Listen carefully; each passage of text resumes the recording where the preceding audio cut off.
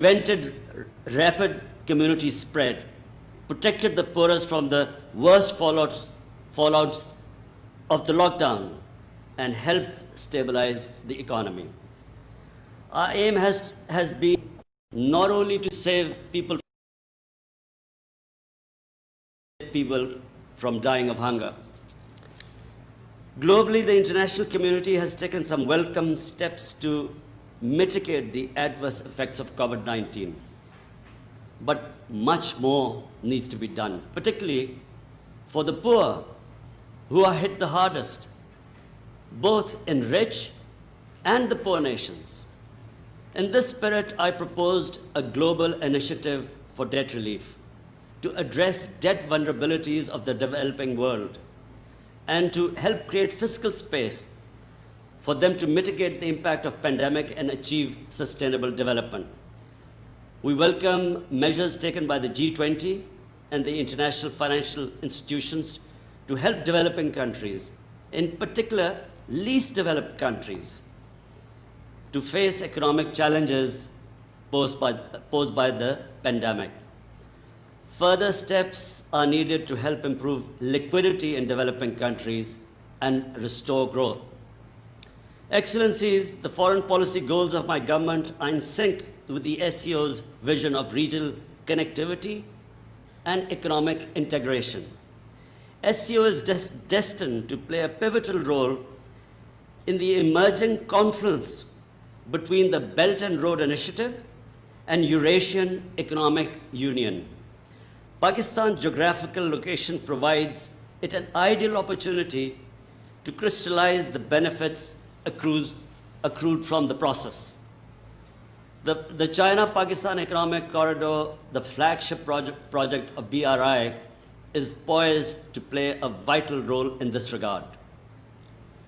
Excellencies, the Shanghai Cooperation Organization was established to ensure security and maintain stability across the vast Eurasian continent.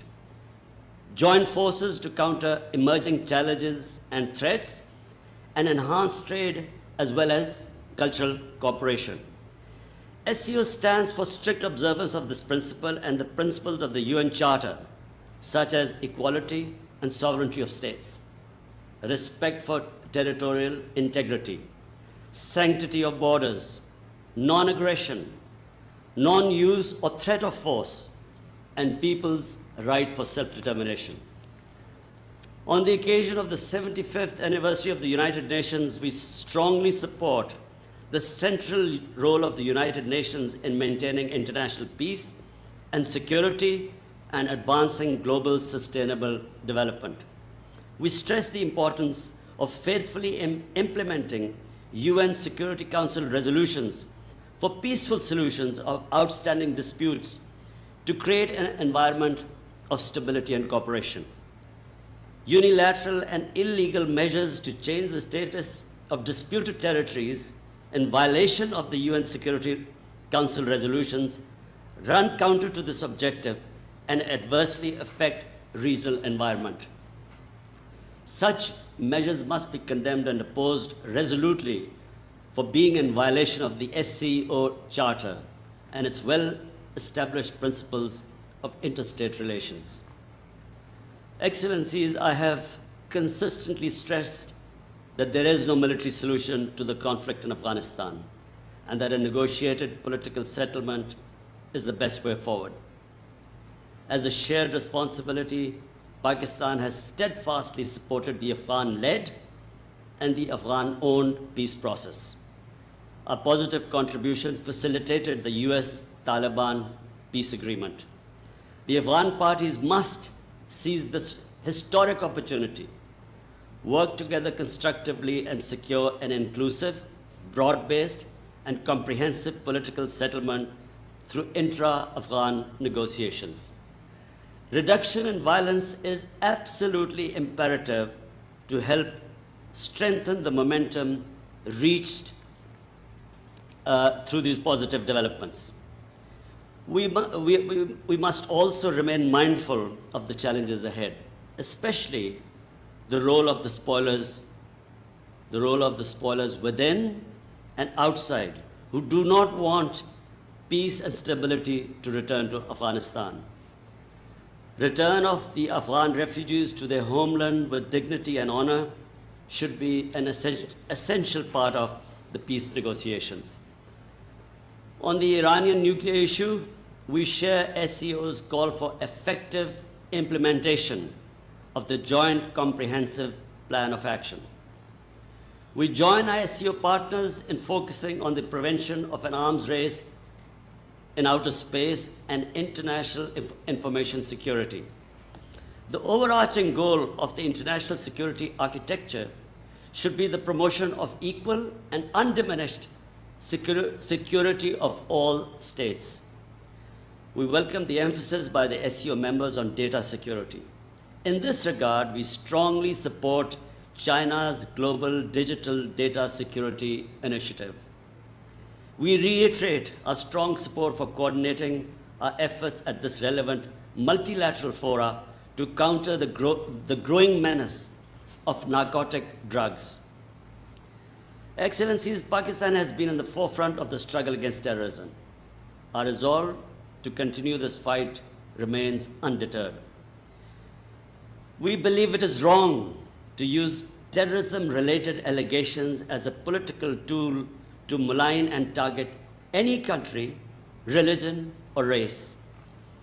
It's critical to address the scourge of terrorism in all its forms and manifestations, including state terrorism perpetrated against people living under foreign occupation and disputed territories.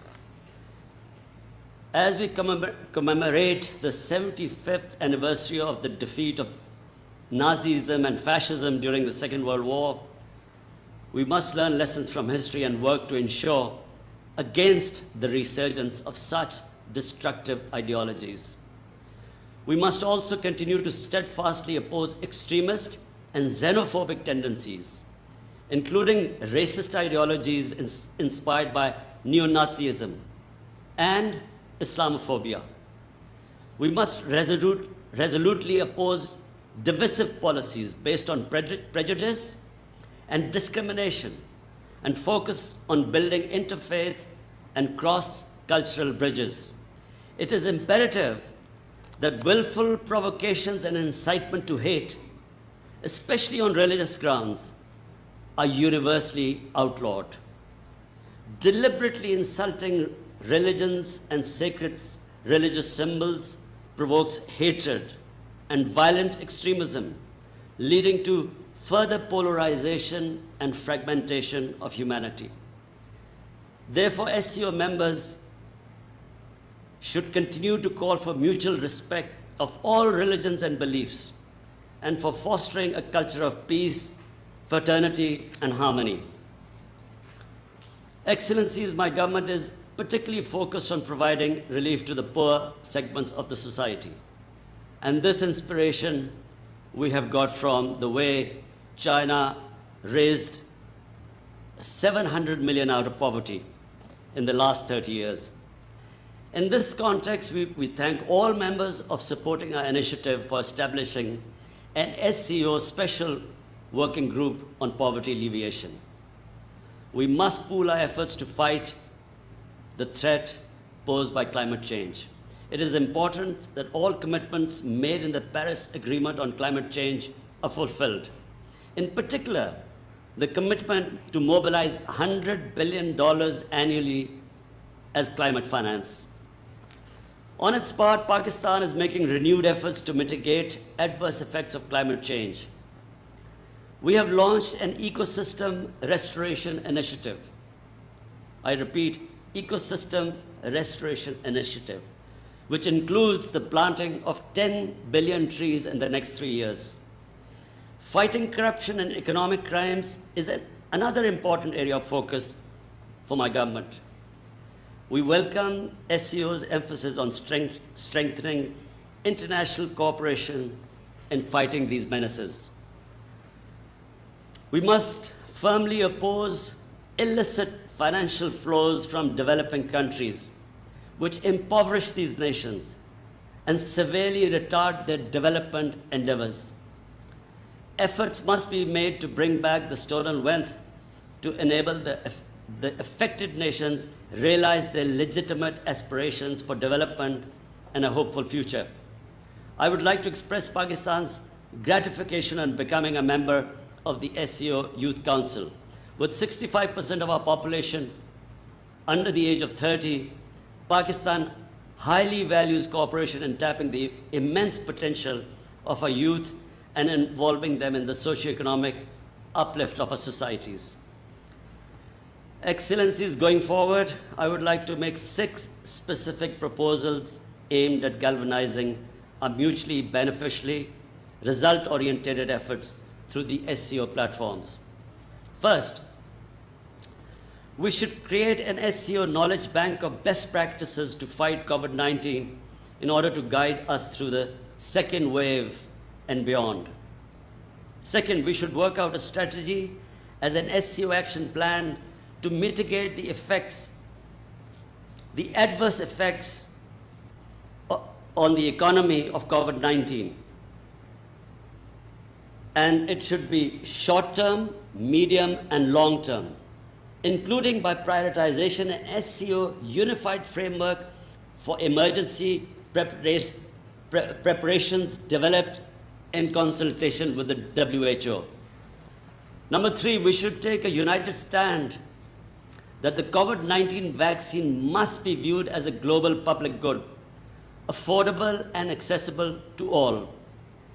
Fourth, we should call for more measures by G20 to meet common challenges like climate change, deteriorating environment, widening inequality within and among nations, poverty, disease, hunger and sustainable development, and above all, the illicit movement of money from developing world to offshore bank accounts to rich countries, which is devastating the developing world.